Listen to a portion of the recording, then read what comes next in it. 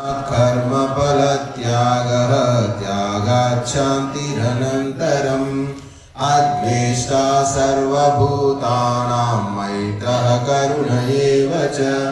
निर्ममो निरहङ्कारः समदुःखसुखक्षमी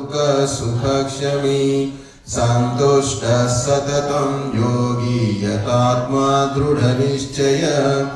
मय्यर्पितमनो बुद्धिः यो मद्भक्तः स मे प्रियः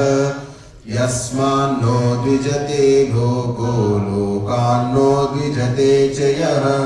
हर्षामर्षभयोद्वेगैः मुक्तो यस्य च मे प्रियः अनपेक्षः शुचिर्दक्षः उदासीनो गतव्यथः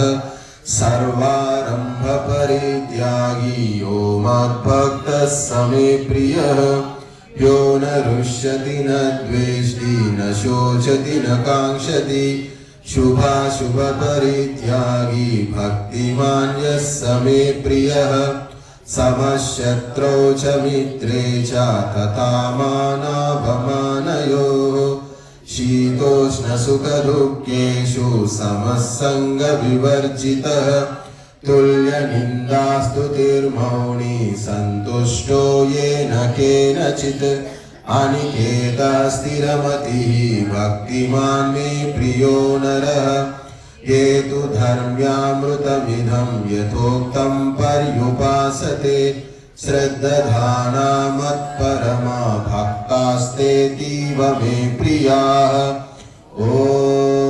तत्सदिति श्रीमद्भगवद्गीतासु उपनिषत्सु ब्रह्मविद्यायां योगशास्त्रे श्रीकृष्णार्जुनसंवादे